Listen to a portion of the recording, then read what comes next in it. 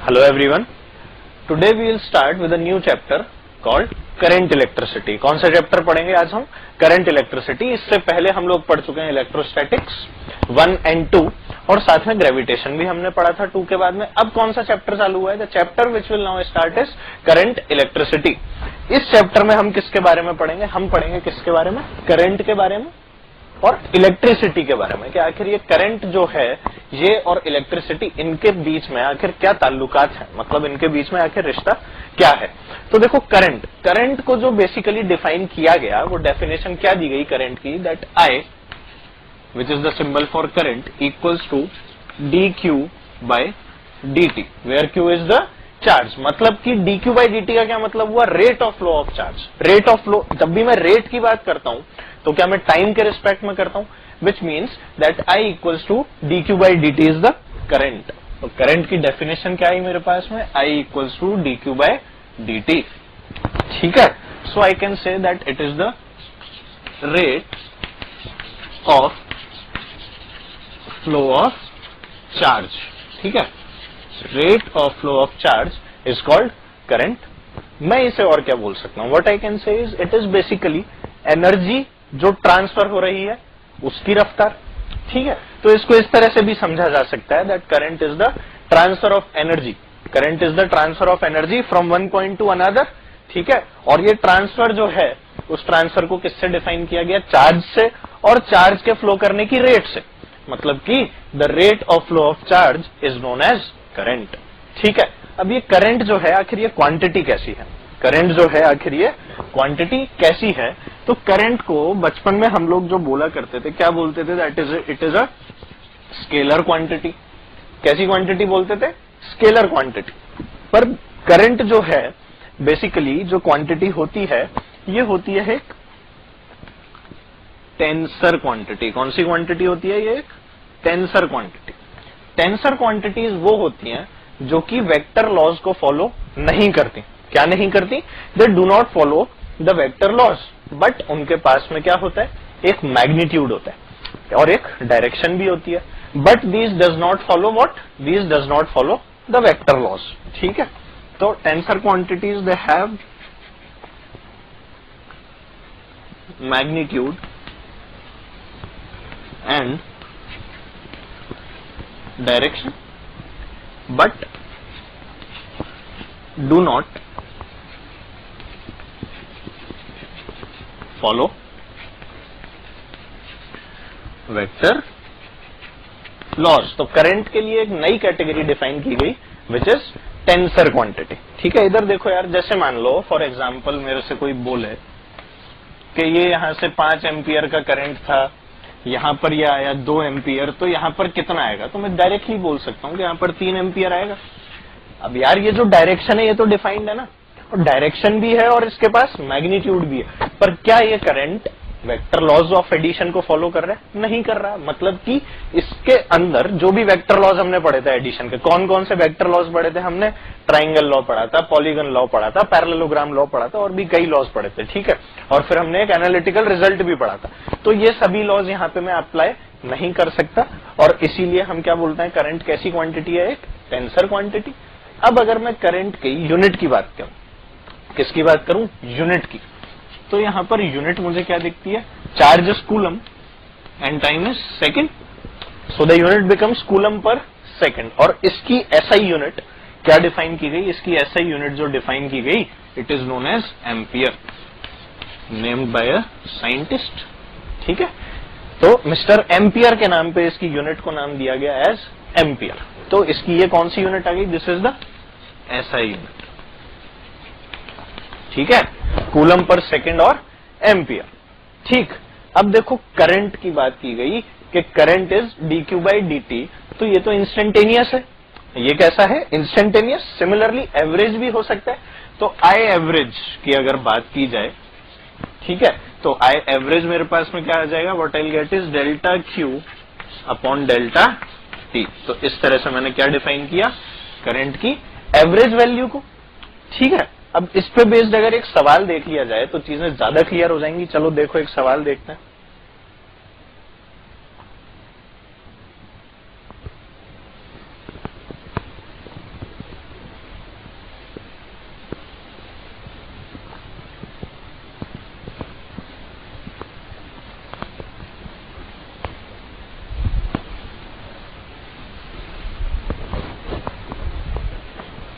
Let's say मुझे question में क्या गिवन है, मुझे गिवन है that Q equals to 2t² plus 4।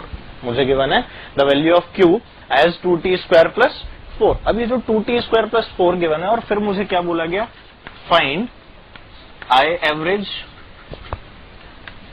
0 से 2 सेकेंड्स के लिए, और फिर बोला गया I instantaneous at 4 seconds. Instantaneous है मतलब कि एट दैट इंस्टेंट निकाला जाएगा, ठीक है। तो मुझे बोला गया I एवरेज फाइंड करने को, और साथ ही बोला गया I इंस्टेंटेनियस फाउंड करने को। चलो देखें जरा, I क्या होता है, I is dq by dt, और I एवरेज क्या होता है, I average is delta Q by delta t। तो सबसे पहले हम पहला पार्ट सॉल्व करते हैं। तो let's find out the I average.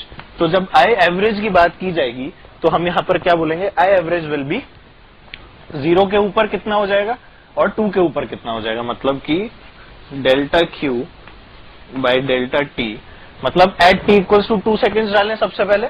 So this becomes 2 into 2² plus 4, ठीक है।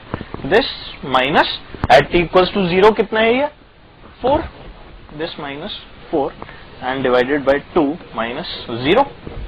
इसे सॉल्व किया मैंने, तो ये सॉल्व करने पे क्या है, this is 4 into 2 8 plus 4 is 12, 12 minus 4 is 8 and 8 by 2 is 4। तो मेरे पास में एवरेज करंट कितना आ गया, the average comes out to be 4 amperes. अब इस एवरेज को निकाल लिया। नेक्स्ट पार्ट मुझसे क्या पूछा गया, I instantaneous at t equals to 4 seconds, ठीक है। I इंस्टेंटेनियस मुझे पता है it is dq by dt। तो अगर ये dq बाई dt होता है तो मैं इसे डिफरेंशिएट करूं, डिफरेंशिएट किया तो ये क्या आ गया 40। डिफरेंशिएट करते ही ये कितना आ गया 40, 4 बीइंग अ कांस्टेंट उसका 0 हो गया, तो यहां पर बचता है मेरे पास में सिर्फ 40। अब ये जो 40 आया इसमें क्या करूं मैं, t इक्वल्स टू 4 डाल दूं। मुझे कहां निकालना था, I instantaneous at t equals to 4 seconds. तो ये कितना आ गया 4 into 4 which gives me 16 amperes, which is the required answer for I instantaneous, ठीक है।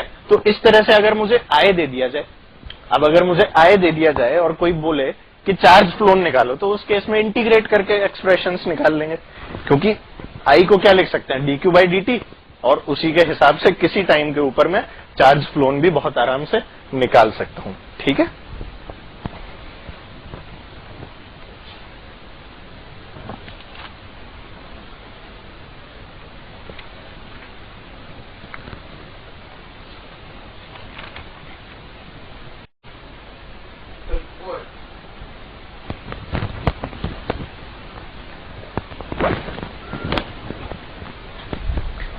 देखो हम लोग डिफाइन कर चुके हैं that I equals to dq by dt, और उस पे बेस्ड हमने I एवरेज और I इंस्टेंटेनियस की बात की थी। हमने देखा था कि किस तरह से करंट में और चार्ज में रिलेशन है, और उसी रिलेशन को आगे बढ़ाते हुए अब हम ये जानते हैं कि आखिर करंट जो है उसका फ्लो आया किस तरह से। करंट को जो हम बोलते हैं कि flow of charge is called current, तो आखिर वो चार्ज क्या है और करंट जो है वो आया किस तरह से। तो देखो जब एक इलेक्ट्रोस्टैटिक्स में मैं क्या पढ़ चुका हूं, I have already studied in electrostatics that जब एक आइसोलेटेड कंडक्टर जिसपे एक इलेक्ट्रिक फील्ड लगाई जाती है एक्सटर्नल, तो इस फील्ड में रखा हुआ होता है एक आइसोलेटेड कंडक्टर, एक एक्सटर्नल इलेक्ट्रिक फील्ड के इन्फ्लुएंस में रखा हुआ है। इस केस में जो चार्जेस होते हैं कंडक्टर के, they arrange themselves in such a fashion that the net electric field inside the conductor is always 0। और होता क्या है, देखो ये तो एक्सटर्नल, और एक इंड्यूस्ड इलेक्ट्रिक फील्ड आती है। क्यों? क्योंकि पॉजिटिव चार्जेस यहां एक्यूमुलेट हो जाते हैं और negative charges they accumulate at this point, और इसलिए क्या होता है एक इंड्यूस्ड इलेक्ट्रिक फील्ड आती है from positive to negative, which cancels out the effect of this external electric field. तो इसलिए हमने यहां पर क्या बोला that the E net is 0। So the negative accumulation is here, the negative charges, and the positive charges they accumulate here. Actually ये charge positive नहीं है, this is the deficiency of electrons which is here, ठीक है ना, ये electrons की deficiency. अब ऐसा मान लो कि मैं इस सर्किट में एक तार जोड़ दूं, क्या जोड़ दूं, एक तार जोड़ दूं, तो देखो ये पहले तो फ्लो नहीं कर सकता था, पर अब क्या इसको फ्लो करने का रास्ता मिल गया, बिल्कुल। और वो जो रास्ता मिला उस रास्ते में मैंने क्या किया, एक पोटेंशियल का सोर्स भी लगा दिया विच इज द बैटरी, ठीक है। बैटरी क्या करती है, battery is a source of energy, battery charge provide नहीं करती किसी सर्किट में, battery is a source of energy, और यही जो एनर्जी है it is transferred in the form of electrons, electrons इस वाली एनर्जी को अपने साथ लेकर जाते हैं और इधर उधर उसको ट्रांसफर करते हैं। ठीक है, अब वो ट्रांसफर आया तो आया किस तरह से उसकी बात करते हैं। देखो ये जो अब कंडक्टर हमारे पास में बना, इस कंडक्टर को इस तरह से ये तारों से जोड़ दिया गया विद अ बैटरी, जिसका पोटेंशियल डिफरेंस कहता है इट इज V। इसने जब पोटेंशियल डिफरेंस क्रिएट किया तो यहां पर हायर पोटेंशियल और यहां पर क्या आया, लोअर पोटेंशियल।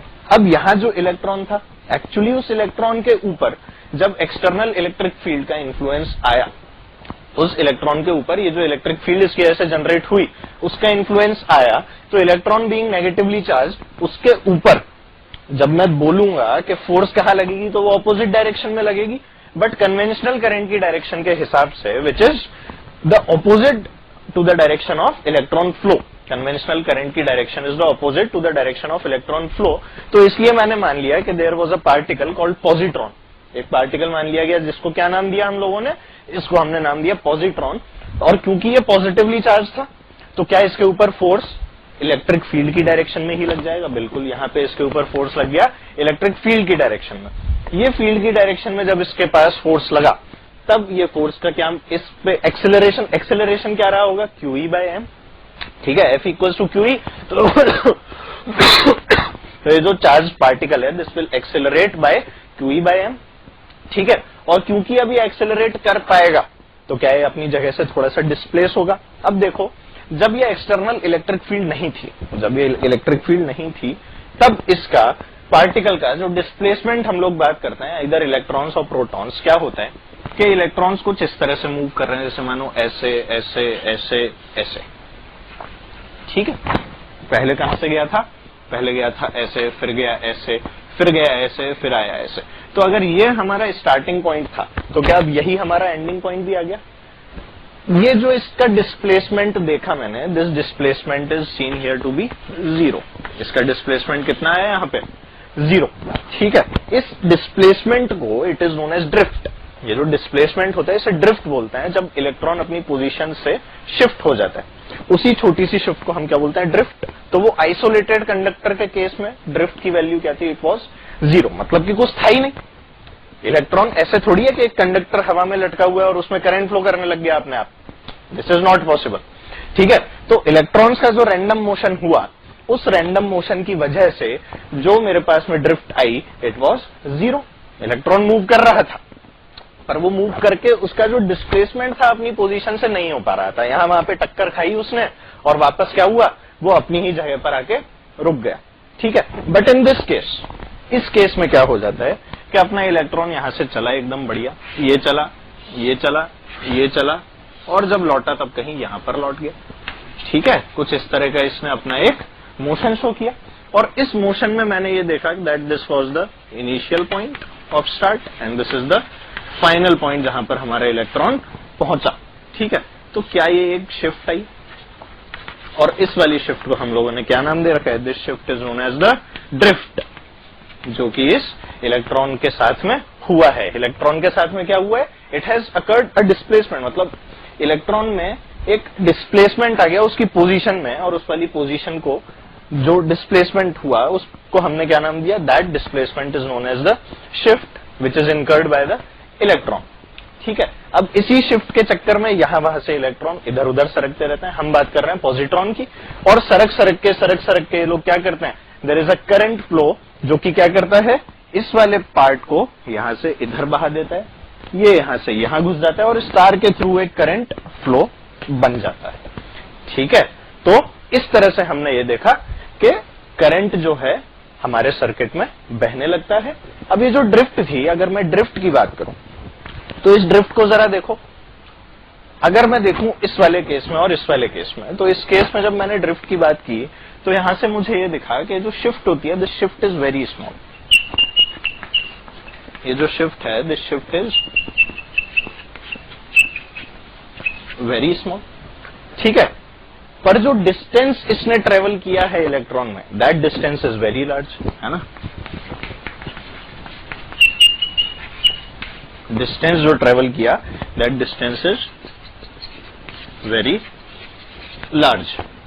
ठीक है, तो मैं ये बोल सकता हूं यहां say that the average velocity जो आएगी, क्या वो डिस्प्लेसमेंट के ऊपर बेस्ड है? बिल्कुल। तो इसकी एवरेज वेलोसिटी क्या मैं बोलूंगा कि बहुत कम है? बिल्कुल है, क्योंकि शिफ्ट बहुत छोटी है, और क्योंकि शिफ्ट बहुत कम है तो इस केस में जो हमारे पास एवरेज वेलोसिटी आती है इट इज वेरी स्मॉल।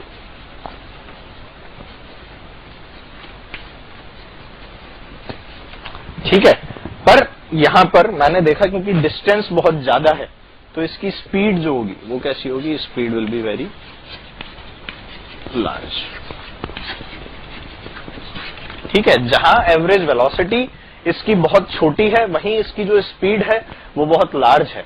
ठीक है, और करंट फ्लो मैंने देख ही लिया कि बैटरी ने जो इसको एनर्जी प्रोवाइड की है उसके चक्कर में क्या हुआ, हमारा पॉजिट्रॉन इट एक्सेलरेटेड, और एक्सेलरेट होने के कारण उसके साथ में क्या हुआ, उसके साथ में ये हुआ कि वो इस तार के थ्रू अब आराम से ट्रेवल कर पा रहा था। यहां से ये चीजें एक्यूमुलेशन ना होके अब इनको रास्ता मिल गया आगे ट्रेवल करने का, और इस तरह से मुझे एक करंट फ्लो करने का जरिया मिल गया। मतलब अब मेरे को क्या मिला, इस तार के अंदर एक करंट फ्लो होता हुआ दिखने लगा।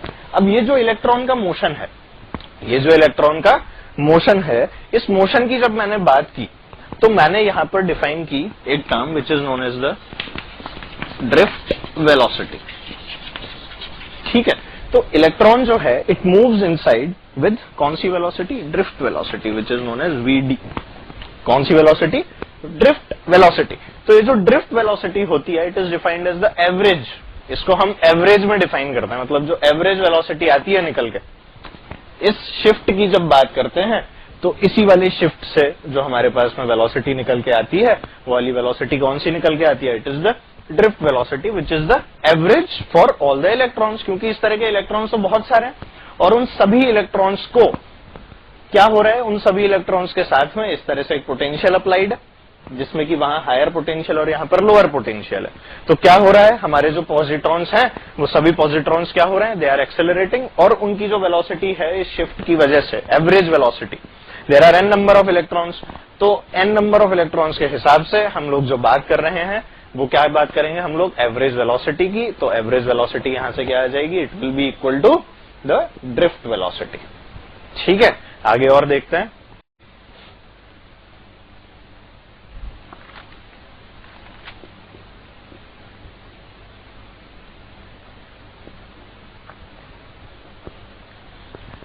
चलो देखो, हम लोग ये वाली चीज देख चुके हैं कि किस तरह से करंट का फ्लो होता है, कन्वेंशनल करंट की डायरेक्शन क्या होती है, किस तरह से हमने एक इलेक्ट्रॉन की जगह एक पॉजिट्रॉन माना और उसके फ्लो को कराकर हमने ये चीज देखी कि किस तरह से हमारे करंट का फ्लो आता है। अब उस करंट के फ्लो में हमने देखा कि एक शिफ्ट जनरेट होती है, उस वाली शिफ्ट को हम लोग क्या बोलते हैं? That shift is known as a drift, है ना। वो शिफ्ट जनरेट कौन किसके साथ में होती है? इलेक्ट्रॉन या फिर पॉजिट्रॉन के साथ में वो वाली शिफ्ट जनरेट होती है, और उस वाली शिफ्ट के जनरेट होने की वजह से ही क्या होता है? ट्रांसफर ऑफ एनर्जी आगे की तरफ होती रहती है, और धीरे धीरे बाय कोलिजन्स इस तरह से क्या होता है? मुझे करंट मिल जाता है। ठीक है, अब यहां तक की चीजें मैंने पढ़ी। मैंने ये पढ़ा कि करंट जो पॉजिट्रॉन हमारा जो मूव कर रहा है उसकी जो वेलोसिटी थी it is the drift velocity which is the average for all the positrons जो वहां पर मौजूद है। और ये क्या होती है? This is taken to be constant. अगर मैं इसको वेरिएबल ले लूं और एक्सेलरेटेड बना दूं तो फिर एक्सेलरेशन की टर्म्स आ जाएंगी और वो मेरे लिए एनालाइज करना बहुत ज्यादा मुश्किल हो जाएगा। तो इसलिए जो वीडी होती है it is set to be the constant average velocity. कौन सी वेलोसिटी बोली जाती है? It is set to be the constant average velocity. ठीक है, अब हम निकालते हैं कि आखिर करंट का जो एक्सप्रेशन है वो क्या आता है। करंट का एक्सप्रेशन हम लोग थोड़ा बहुत इसके बारे में पहले बचपन में पढ़ चुके हैं 9th क्लास में, कि करंट जो होता है it is given by NEA VD, पर उस समय बस ऐसे डायरेक्ट बता देते हैं कि यार ऐसा ऐसा कुछ तो होता है। ठीक है, अब हम निकालेंगे कि हाउ दिस इज डिराइव्ड, आखिर इसका डेरिवेशन जो हुआ वो किस तरह से हुआ। तो देखो, ये मेरा वही कंडक्टर रखा हुआ है जो एक इलेक्ट्रिक फील्ड में है। इस कंडक्टर पे यहाँ पर एक हायर पोटेंशियल और यहाँ पर एक लोअर पोटेंशियल अप्लाइड है। इस कंडक्टर में इलेक्ट्रॉन्स जो हैं या फिर पॉजिट्रॉन्स जो हैं they are moving with the drift velocity. Drift velocity से मूव कर रहे हैं, ये हमारा E and it is moving with VD।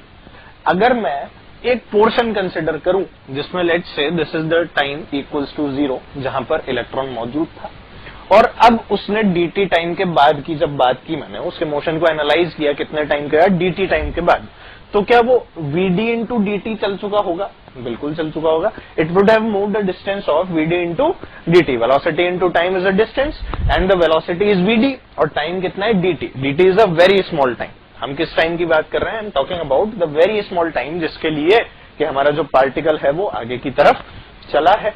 ठीक है, अब इसमें मेरे को कुछ चीजें डिफाइन करनी पड़ी। क्या क्या डिफाइन किया? मैंने माना कि इस वाले मटेरियल में there are n number of electrons per unit volume. तो मैंने क्या निकाला? n, which is the number of free electrons per unit volume. अब किसी मटेरियल में कितने इलेक्ट्रॉन्स फ्री हैं पर यूनिट वॉल्यूम, वो किस पर डिपेंड करेगा? उसकी प्रॉपर्टी पे, whether it is a metal, whether it is a non metal, और उसकी वैलेंसी वगैरह क्या है।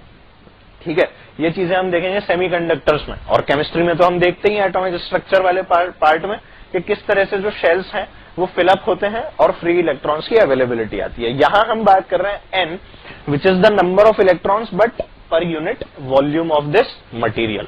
ठीक है, पर यूनिट वॉल्यूम की बात की जा रही है। So this is now vddt, जो इससे डिस्टेंस चला, और कितना एरिया ऑफ क्रॉस सेक्शन ये क्रॉस कर रहा है, दिस इज एरिया ए। इस वाले रीजन को क्रॉस कर रहे होंगे जो भी इलेक्ट्रॉन्स होंगे, तो इस रीजन से क्रॉस होने वाले इलेक्ट्रॉन्स क्या पूरे टाइम इस कंडक्टर में इसी एरिया को बार बार क्रॉस किए जा रहे हैं? So this area is taken to be the area of cross section. ठीक है, यह हमारे पास में एरिया, इसका ए, vddt उसने जो यहाँ पे डिस्टेंस चली है dt टाइम। तो अब अगर मैं इसका छोटा सा वॉल्यूम लिखना चाहूं, इस वाले पोर्शन का, इस पोर्शन का अगर मैं अब छोटा सा वॉल्यूम लिखना चाहूं, तो क्या मैं उसको लिखूंगा that the dv which is the small volume will be equal to a into vddt। मैंने क्या किया? एरिया को इस वाली डिस्टेंस से मल्टीप्लाई कर दिया, मुझे इस रीजन का क्या मिल गया? I found the volume of this region. ठीक है, तो a vddt करने से मुझे क्या मिला? वो वाला छोटा सा वॉल्यूम जो कि इस रीजन में कवर हुआ। अब देखो वॉल्यूम मैंने निकाल लिया। अब इस तरह के जो फ्री चार्जेस हैं, मतलब कि जो फ्री मेरे पास में इलेक्ट्रॉन्स पड़े हुए हैं, अगर मैं उनको निकालना चाहूंगा तो n मेरे को पता है, n is the number of free electrons per unit volume. तो अगर मैं n को इस dv से मल्टीप्लाई कर दूं तो क्या मेरे पास में नंबर ऑफ फ्री चार्जेस आ जाएंगे? बिल्कुल, और वही चीज आ गई, the number of free charges is NaVd dt, where n is the number of free electrons per unit volume. तो यहां से ये आ गया। अब देखो, अब अगर मैं बोलूं कि एक इलेक्ट्रॉन के पास में चार्ज कितना होता है, an electron has a charge E, और उस E की वैल्यू क्या होती है? E की वैल्यू इज 1.6 इंटू 10⁻⁻19 कूलम। ठीक है, ये क्या होता है? इलेक्ट्रॉन के पास में जो चार्ज होता है। तो अब अगर मैं बोलूं कि दो चार्ज क्रॉस होगा, कितना चार्ज क्रॉस होगा, तो मैं dq लिखूंगा, छोटा वॉल्यूम छोटा टाइम, और अब क्या आ गया? छोटा सा चार्ज। तो क्या इसमें अब मेरे को E मल्टीप्लाई करना पड़ेगा? बिल्कुल, क्योंकि इस तरह के कितने इलेक्ट्रॉन्स n पर यूनिट वॉल्यूम, यहां से मैंने चार्ज फ्री चार्जेस निकाल लिए, तो इससे मुझे क्या मिल जाएगा? नंबर ऑफ फ्री चार्जेस जो कि इलेक्ट्रॉन्स है, और फिर वो कितने क्रॉस किए, कितने क्रॉस किए, तो उसके लिए क्या आएगा? Charge cross which is dq equals to NeaVd dt। ठीक है, अब मैं क्या जानता हूं कि I क्या होता है? dq by dt। तो अगर इस dq को बाई dt कर दिया जाए तो क्या I equals to dq by dt करने पे ये dt खत्म हो जाएगा और मेरे पास क्या रह जाएगा? NeaVd।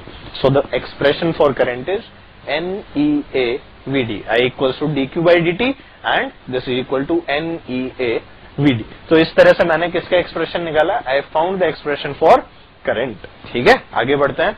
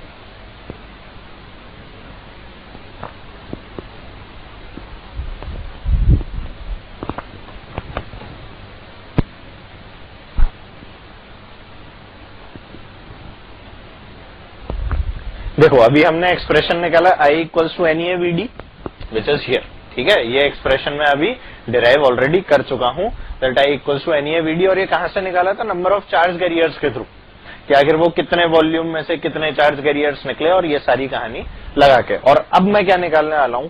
I want to find out that what is known as the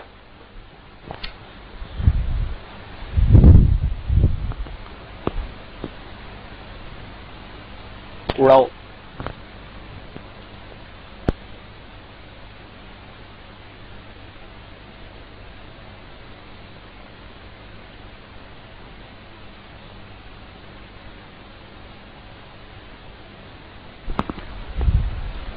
देखो अभी अभी हम लोगों ने एक्सप्रेशन निकाला है कौन सा? I equals to N A V D. और ये किस तरह से निकाला हमने? नंबर ऑफ चार्ज कैरियर्स को डिफाइन करके, कि किस तरह से नंबर ऑफ चार्ज कैरियर्स आते हैं, और उन्हीं चार्ज कैरियर्स को हमने एक पर्टिकुलर वॉल्यूम से पास कराया, विच इज व्हाट? क्या वॉल्यूम था वो?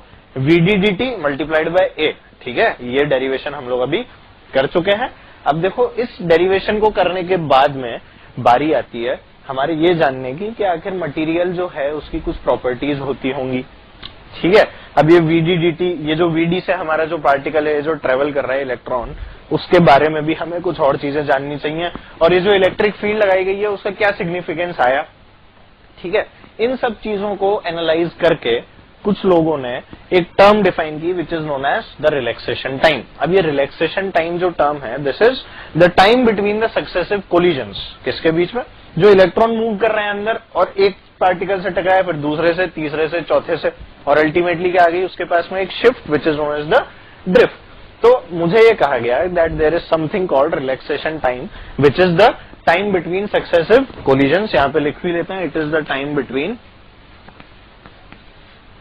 Successive what? Successive collisions. और कोलिजन्स कर कौन रहे? इलेक्ट्रॉन ही तो कर रहे हैं, क्योंकि कंडक्टर में मौजूद कौन है? इलेक्ट्रॉन। तो देखो जब मैंने इलेक्ट्रिक फील्ड अप्लाई की तो हमारे जो पार्टिकल लिया गया विच इज द पॉजिट्रॉन, उसके ऊपर एक external electric field as a force लगा, तो उस पर एक्सेलरेशन कितना आया? Q E by M. ये उसके ऊपर एक्सेलरेशन आया। पार्टिकल हमारा रेस्ट पे पड़ा था, पार्टिकल रेस्ट पे था, फिर एक्सेलरेट हुआ, तो उसकी इनिशियल वेलोसिटी इज 0। और जब उसने टक्कर खाई पहली, उसने जब पहली टक्कर खाई, मान लिया वो पॉइंट था ये, ठीक है। It could be any point, ये अंदर वाले पॉइंट्स हैं, ठीक है। इस पॉइंट पर मान लो उसने टक्कर मारी एक दूसरे पार्टिकल को। इस टक्कर मारने तक के टाइम को हमने क्या नाम दिया? It is known as the relaxation time, जिसकी हम बात काफी हद तक कर चुके हैं। तो अब देखो न्यूटन्स फर्स्ट इक्वेशन, जो हमारी फर्स्ट इक्वेशन ऑफ मोशन है, अगर मैं उसकी बात करूं, by the first equation of motion what I have is v equals to u plus AT, और u जो है वो तो 0 थी, और एक्सेलरेशन कितना है? Q E by M. क्योंकि acceleration Q E by M है और t की वैल्यू कितनी है? Tau 1। Tau is the symbol for this relaxation time, so this becomes Q E by M into tau 1, ठीक है। अब देखो हर इलेक्ट्रॉन के पास चार्ज कितना? It is E. तो यहां पर क्या मैं ऐसे भी लिख सकता था? I could have written this as E by M into tau 1, ठीक है, ये लिख सकता था। अभी जो टाउ 1 है, this is the same for all the electrons, ठीक है। This is the same for all the electrons, ठीक है। और इस तरह के इलेक्ट्रॉन्स बहुत सारे हैं जो कि इस तरह से टक्कर मार रहे हैं, कोलाइड कर रहे हैं, यहां से वहां, यहां से वहां। और टाउ 1 जो है उन सबका क्या है? It is the same for all. तो ऐसे अगर मैंने V1 डिफाइन की, क्या मैं इस तरह से V2 डिफाइन करूंगा, V3 डिफाइन करूंगा, and this will be done for all the electrons. तो ऐसे V2 डिफाइन की गई, उसके बाद में V3, V4 up to Vn मैंने इन्हें डिफाइन किया और इनका एक एवरेज निकालने की कोशिश की। तो जब मैंने इनको डिफाइन करके ऐड किया तो ये मेरे पास में क्या आ गया? Sigma Vi equals to E by M sigma tau 1, ठीक है। और जब इसका एवरेज निकाला तो number of electrons n, capital N माने गए, तो this is sigma Vi by n equals to E by M sigma tau 1 by n, ठीक है। ये आ गया मेरे पास में सिग्मा टाउ 1 बाय n, और ये मेरे पास क्या है? Sigma tau 1 by n। This is the relaxation time, ठीक है, ये वही है, this is the relaxation time, ठीक है। यहां तक की बात आ गई मेरे पास। अब ये जो सिग्मा Vi बाई n है, क्या ये एवरेज है? ये एवरेज तो है ही, और साथ में मुझे ये भी पता था कि ये क्या होती है? It is taken to be constant. तो ये क्या आ गई मेरे पास में? Sigma Vi by n is the drift velocity, और ये आ गई vd which is equal to E by m into tau, where tau is the relaxation time। ठीक है, tau क्या है इसमें, tau is the relaxation time। अब आगे देखते हैं, ये vd आ गई E by m into tau। ये फिर से एक बहुत इंपॉर्टेंट एक्सप्रेशन जो मुझे पता होना चाहिए, मतलब conceptual clarity is much more important. ठीक है, तो vd आ गया E by m into tau। अब देखो इस vd के एक्सप्रेशन को अगर मैं फर्स्ट में पुट कर दूं, क्या कर दूं, इस I के एक्सप्रेशन में अगर पुट कर देता हूं तो देखो मुझे क्या मिलता है। I have put this vd's value E by m into tau in 1 and I get I equals to NEA, और vd की जगह E by m tau, E by m tau। ठीक है, और ये जो एक्सटर्नल इलेक्ट्रिक फील्ड अप्लाइड है जिसपे पोटेंशियल डिफरेंस कितना है, V और 0, तो पोटेंशियल डिफरेंस इज V, तो E equals to V by L। ये मैंने इलेक्ट्रोस्टैटिक्स में पढ़ा हुआ है। ठीक है, क्योंकि length of the conductor is L, तो E becomes how much, E is here V by L। तो यहां से मुझे क्या मिला, NEA E by m tau, where E is V by L, तो V by L की वैल्यू यहां पर डाली। अब E में, E में जब मैंने V by L डाला तो what I get for I is NE square A tau multiplied by V divided by ML। ठीक है, मुझे क्या मिल गया, NE square A tau V upon ML। This V is not the velocity, मैं फिर से बोल रहा हूं कि ये V जो है ये वेलोसिटी नहीं है, this is the potential difference. ये क्या है, ये इस पॉइंट का पोटेंशियल, ये यहाँ का पोटेंशियल, ये क्या है, ये हायर पोटेंशियल पे और ये लोअर पोटेंशियल पे। ठीक है, तो यहां से V जो है this is the potential difference. ठीक है, ये V जो है this is known as the potential difference. ये आ गया। अब इसको मैंने ध्यान से देखा, और जब मैं इस वाले पार्ट को इधर उछाल के ले गया, मैं इस वाले पार्ट को इधर उछाल के ले गया और मैंने V में एक्सप्रेशन लिखना चाहा, तो मुझे दिखा कि जो एक्सप्रेशन आया वो था V equals to ML upon NE square A tau multiplied by I। ठीक है, और जब मैंने इस एक्सप्रेशन में देखा कि M is constant, L is not changing, N is constant, E square again charge which is constant, A area of cross section constant है ही। ठीक है, एरिया ऑफ क्रॉस सेक्शन क्या था, ये this is the area of cross section हमारे इस material का, ये जो कंडक्टर लिया गया। ठीक है, ये हमेशा क्या है, this is taken to be constant. तो NE स्क्वायर A और टाउ रिलैक्सेशन टाइम, ये भी मैं एवरेज कर चुका हूं, तो ये भी कांस्टेंट। तो मैंने देखा कि V equals to I multiplied by some constant, या मैं ऐसा बोल सकता हूं V upon I equals to constant. मैंने कहा इसको देख के कि यार ये तो नई चीज आ गई, और ये क्या है, V upon I equals to constant which and this constant is known as R, which is the resistance of the material। और ऐसा तो मैंने बचपन में पढ़ा है by the name of Ohm's law। और बचपन में मैं क्या करता था, directly V equals to IR, और यहाँ पर मुझे क्या करना पड़ गया, पूरा का पूरा एक डेरिवेशन, किसको डिराइव कर किया है यहाँ पे मैंने, I have derived the Ohm's law। ये क्या कहलाता है, this is known as the Ohm's law, which says that V upon I equals to a constant which is known as R, and this R is the resistance of the material। this R is the resistance of the material। अब इस R के बारे में थोड़ी सी बात की जाए तो देखो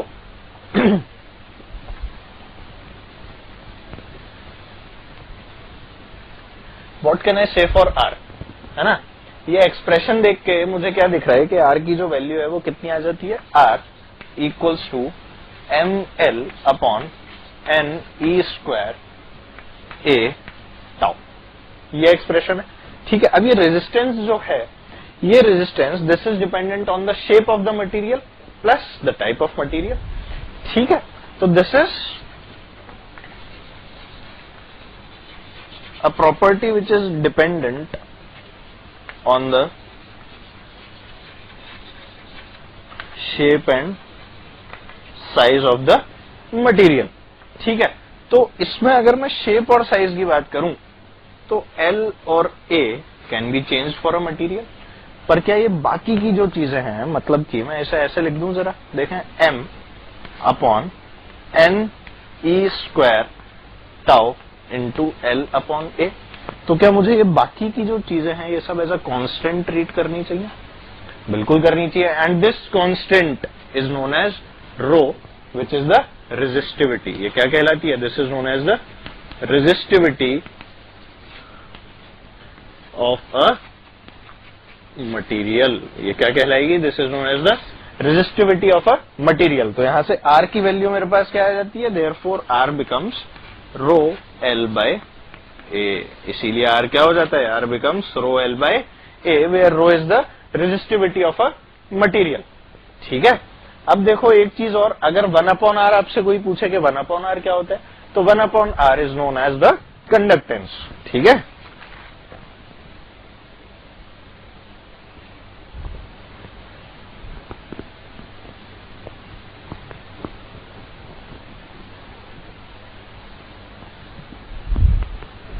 देखो कोई अगर बोले कि 1/r क्या होता है, तो it is known as the conductance of the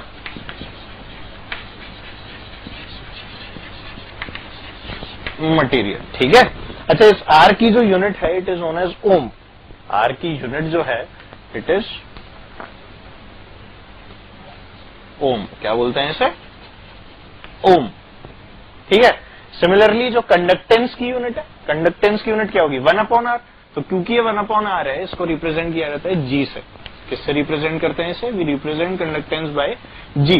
तो जी की यूनिट होती है इट इज उल्टा ओम, मतलब कि महो या फिर मो।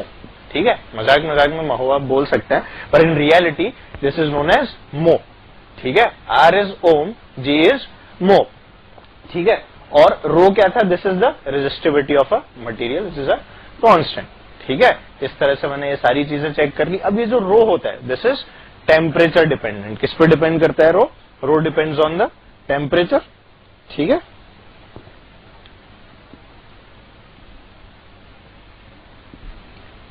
रो is dependent on the temperature. और इससे भी हम लोग एक नई प्रॉपर्टी को डिफाइन करते हैं विच इज 1/रो। तो रो इज द रेजिस्टिविटी और 1/रो क्या हो जाता है, it is conductivity. It is known as the conductivity of a material. ठीक है, और इसी कंडक्टिविटी मतलब रो इसलिए एक बहुत इंपॉर्टेंट फैक्टर बन जाता है डेली लाइफ में, क्योंकि इसके बगैर रेजिस्टेंस को मेजर करना is not possible for me. ठीक है, जब तक मुझे रो की जानकारी नहीं होगी तब तक मैं रेजिस्टेंस को मेजर नहीं कर पाऊंगा, और इसलिए जो मेरा मटेरियल है उसका रो पता होना is very important for me. अच्छा, इस रो की यूनिट क्या होती होगी जरा देखें। आर तो हो गया रेजिस्टेंस, एल हो गया मीटर, ए हो गया मीटर स्क्वायर। तो ये क्या हो गया, मीटर से मीटर स्क्वायर मतलब मीटर अपॉन मीटर स्क्वायर। तो ये एम से एम एक खत्म हो गया, तो यहां पर क्या मेरे पास ओम मीटर्स की यूनिट आ गई। ठीक है, तो अगर मैं रो की यूनिट की बात करूं, रो की यूनिट क्या होती है, इट इज ओम मीटर। ठीक है, ओम मीटर किसकी यूनिट आई, रो की। चलो आगे देखते हैं।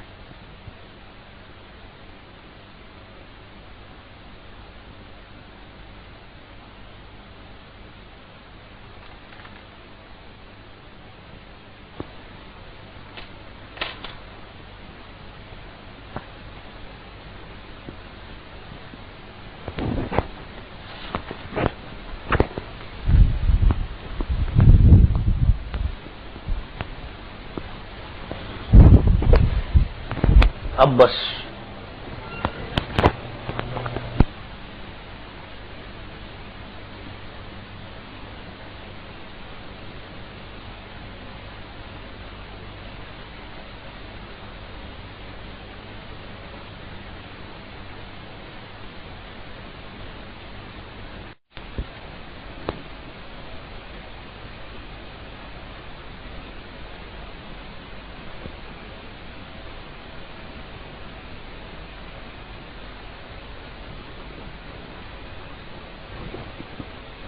हेलो,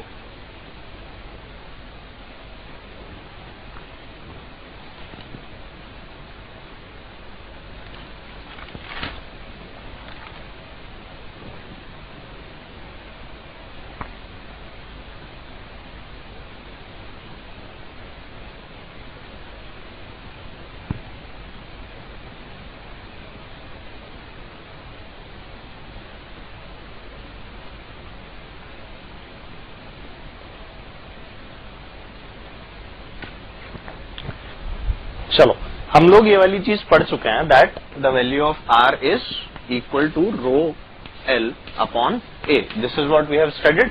ठीक है, हमने ये भी कहा था कि 1/r क्या होता है, रो की वैल्यू क्या होती है, 1/ρ क्या होता है। हमने सभी चीजें डिफाइन की है, हमने रेजिस्टिविटी डिफाइन की, हमने कंडक्टिविटी डिफाइन की, हमने कंडक्टेंस को डिफाइन किया। और अब हम थोड़ा सा और आगे बढ़ते हैं और देखते हैं कि R की डिपेंडेंसी जो है वो L पे और A पे किस तरह से होती है। ठीक है, इस L की और A की जब बात की जाती है तो ये L कौन सी ली जाती है और ये A कौन सी ली जाती है, ये सब चीजें डिपेंड करती हैं on the direction of current. ये सब चीजें किस पे डिपेंड करेंगी, on the direction of current which is flowing through a conductor. ठीक है, तो देखो for a material R can be different, R can be different for different directions of the flow of current. मतलब कि जो हमारे R की value आएगी वो एक ही मटेरियल में अलग अलग आ सकती है, क्योंकि उस एक ही मटेरियल में क्या करंट की डायरेक्शंस अलग अलग हो सकती है। फॉर एग्जाम्पल अगर हम लोग एक डस्टर लेते हैं, मान लो ये हमारा जो है एक डस्टर है, ठीक है। अब इस डस्टर को मैं अगर ध्यान से देखूं, इस तरफ से देख लेता हूं, ठीक है ना, बढ़िया येलो कलर का हमारा डस्टर। इस डस्टर को जब ध्यान से देखा गया तो देखो अगर करंट इसमें यहां से घुसेगा, ये घुसा घुसा घुसा और यहां से निकला, तो क्या लेंथ जो वो ट्रेवल कर रहा है वो अलग हो गई। मैं कंडक्टर की लेंथ क्या ये लूंगा और एरिया ऑफ क्रॉस सेक्शन क्या ये वाले पोर्शन का एरिया होगा। सिमिलरली अगर करंट यहां से घुसेगा तो क्या लेंथ उसकी इतनी सी हो जाएगी, पर क्या एरिया ऑफ क्रॉस सेक्शन इस बार ये हो जाएगा, तो क्या वापस से R की जो वैल्यू है वो चेंज हो जाएगी। ठीक है, और ऊपर से अगर घुसा, अगर करंट ऊपर से इस तरह से घुसा तो क्या हो जाएगा, ये तो लेंथ हो गई और एरिया कौन सा हो गया, ये जिसके ऊपर ये बढ़िया सा मिस्टर गोविंद लिखा हुआ है, ये वाला पोर्शन उसका एरिया और ये उसकी क्या हो गई इस बार, this is the length of the conductor. तो इस तरह से हमने बात की कि किस तरह से R अपनी वैल्यू जो है it changes with the direction of flow of current, जिससे कि मुझे क्या पता लगता है, लेंथ और उसका एरिया। तो फॉर एग्जांपल अगर मैं इसकी बात करूं, ये क्या है, एक फिगर है which is known as a cuboid मान लो। ठीक है, A B और C इसकी अलग अलग साइड्स हैं एकदम बढ़िया, और मुझसे अब बोला गया कि यार ये जो फिगर है इसमें 3 डायरेक्शंस ऑफ करंट हैं। अब वो करंट की डायरेक्शंस देखें जरा क्या क्या दी है।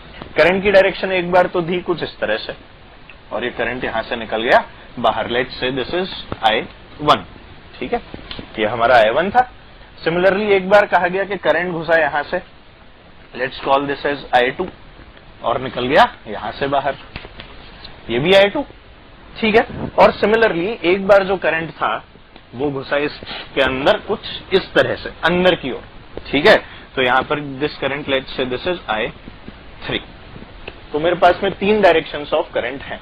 तो अगर मैं सबसे पहले बात करूं I1 के लिए, मैं किसकी बात करूं सबसे पहले, फॉर I1, तो I1 के लिए लेंथ क्या हो जाएगी, I1 जो करंट है वो A लेंथ में ट्रेवल कर रहा है और उसका एरिया ऑफ क्रॉस सेक्शन क्या होगा, क्या ये वाला सरफेस, जो ये वाला सरफेस बन रहा है, देखो ध्यान से देखो, जिसकी की लेंथ B है और ब्रेड्थ C है, तो क्या एरिया तो मेरे पास में BC आ जाएगा और लेंथ कितनी आ जाएगी, the length will be this A। तो यहां से अगर मैं रेजिस्टेंस लिखूंगा फॉर I1, मतलब इस वाली पाथ के लिए, तो क्या मैं लिखूंगा R1 equals to rho A upon BC। बिल्कुल, ये किसके लिए आ गया मेरे पास, I1 के लिए। अब मैं बात करूं किसकी, I2 की, तो I2 लेंथ कितनी ट्रेवल कर रहा है, I2 is travelling a length of C। देखो जरा, ये 3D में फिगर है यार, तो I2 is travelling a length C, और ये जो इसने C लेंथ ट्रेवल की है, इसकी वजह से जो अब एरिया ऑफ क्रॉस सेक्शन आया, क्या वो ये वाला सरफेस आ गया, देखो this is the surface which is now the area of cross section for this material. तो अब इसमें अगर मैं एनालाइज करूं तो लेंथ तो हो गई C और एरिया क्या हो गया, इट इज नाउ AB। तो यहां से मैं R2 क्या लिख सकता हूं, what I can write is R2 equals to rho, the length is C, मतलब रो C अपॉन AB। तो इस तरह से मैंने क्या लिखा, I2 के कॉरेस्पॉन्डिंग R2। ठीक है, अब मैंने देखा कि I3 करंट जो है वो अंदर की ओर फ्लो कर रहा है, किधर फ्लो कर रहा है, इट इज ट्रेवलिंग अंदर की ओर। ये जो अंदर की ओर फ्लो कर रहा है, अगर इसकी बात की जाए तो जरा देखो, ये अंदर घुसा, मतलब कि it is travelling a distance B। Length कितनी है अंदर, इस कंडक्टर की डीपनेस अगर मैं देखूं यहां से खड़ा होकर, तो वो B लेंथ डीप है, तो यहां से इसकी लेंथ आ जाएगी B। और जो एरिया ऑफ क्रॉस सेक्शन है, एरिया ऑफ क्रॉस सेक्शन क्या है, ये वाला, this is the area of cross section. So this length is A and this length is how much, this is C। तो अब अगर यहाँ पे मैं किसकी बात करूं, if I talk about R3, तो R3 जो होगा वो कितना आ जाएगा, rho, the length is B, मतलब कि rho B upon A C which is the area of cross section. ठीक है, तो इस तरह से मैंने किसको डिफाइन कर दिया, R3 को भी डिफाइन कर दिया। तो इससे ये चीज प्रूव होती हुई दिख रही है साफ साफ कि अलग अलग करंट की डायरेक्शंस के लिए क्या एक ही कंडक्टर में रेजिस्टेंस की वैल्यूज अलग अलग हो सकती हैं, बिल्कुल दिख रही है सर। तो उसी वाली बात को मैंने यहां से जज किया और यहां से ये बात पता लगा ली कि किस तरह से for a material R can be different for different directions of the flow of current. मतलब कि जब मैं एल रखूंगा, जब मैं एल की वैल्यू रखूंगा तो मुझे ये देखना जरूरी है कि आखिर करंट किस डायरेक्शन में फ्लो कर रहा है। जो करंट के फ्लो की डायरेक्शन होगी और जितनी लेंथ उसमें करंट चलेगा, सिर्फ उसको एल रखना है और एरिया ऑफ क्रॉस सेक्शन उसके अकॉर्डिंग मुझे चेक करना है, जैसे अभी मैंने इस वाले फिगर में इसको चेक किया है। ठीक है, और इसका थोड़ा सा एनालिसिस करते हैं, आगे बढ़ते हैं।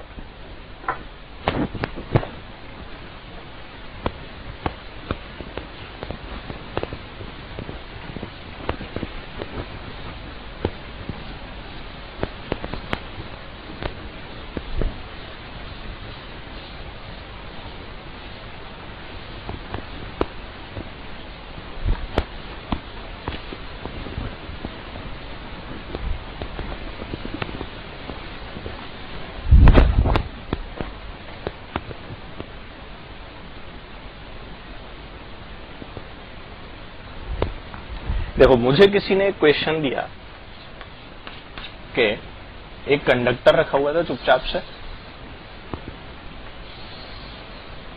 जिसकी लेंथ थी L। ठीक है, इनिशियली इसका जो एरिया ऑफ क्रॉस सेक्शन था इट वाज A और इसका रेजिस्टिविटी थी रो।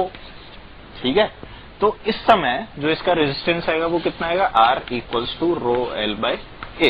इसमें तो कोई दिक्कत नहीं। अब किसी ने क्या किया, इस कंडक्टर को पकड़ा और पीटना चालू कर दिया बैट से। इस कंडक्टर को जब बैट से पीटा गया तो इस कंडक्टर की लेंथ जो थी इट बिकेम डबल, मतलब कि इसकी लेंथ को हमने क्या कर दिया है, डबल यानी दुगना कर दिया है। तो अब जो कंडीशन आई मेरे पास वो आई ये हमारा कंडक्टर नया वाला, तो ये कितनी हो गई अब इसकी length, now this is 2L। ठीक है, ये लेंथ अब कितनी हो गई, 2L। और ये क्या किया गया है, this is the condition after beating.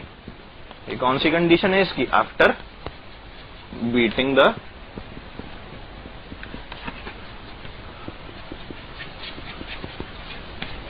Conductor. तो इस कंडक्टर को पीटा बेचारे को बहुत बुरी तरह से, और पीट कर क्या कर दिया, L से इसकी लेंथ कितनी कर दी गई है, इट इज नाउ 2L।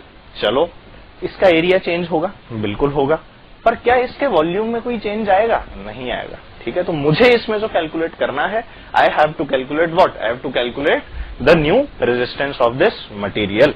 ठीक है, रेजिस्टिविटी डज नॉट चेंज। तो देखो जरा, वॉल्यूम जो होगा वो यहाँ पे बदलेगा नहीं, क्योंकि सेम मटेरियल को पीटा गया।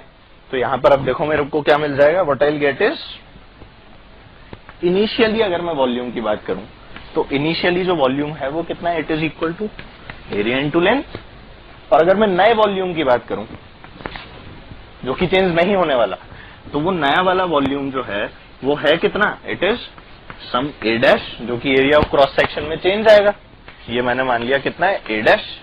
ठीक है, और लेंथ अब कितनी हो गई, इट इज नाउ 2L। ठीक है ना, और यहां से जो चीज मुझे पता है वो क्या है, that V equals to AL और V new equals to A dash into 2L। ये दोनों तो क्या है, इक्वल है यार। तो यहां से क्या मिलेगा मुझे, A into L equals to A dash into 2L। तो यहां से एक नया रिलेशन आता है which gives me A dash equals to A by 2। ठीक है, यहां से A डैश की वैल्यू क्या आ गई, A बाय 2। अब ये जो A डैश की वैल्यू मेरे पास आई है A बाय 2 के बराबर, इस वैल्यू की अगर मैं बात करूं तो अब क्या मैं इसको R equals to row L by A में पुट कर सकता हूं, बिल्कुल। तो अब मैंने इसको पुट किया R equals to row L by A में, so what I get is R new equals to, row remains the same, L is now how much, it is now 2L and divided by A is now A by 2। ये आ गया A by 2। इसे solve करते हैं, चलो।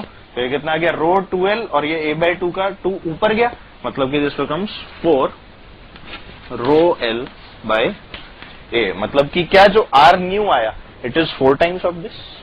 ठीक है, तो यहां से ये क्या आ गया, R new equals to 4R, R new equals to 4R which is the required answer. यहां से ये कैलकुलेट हो गया।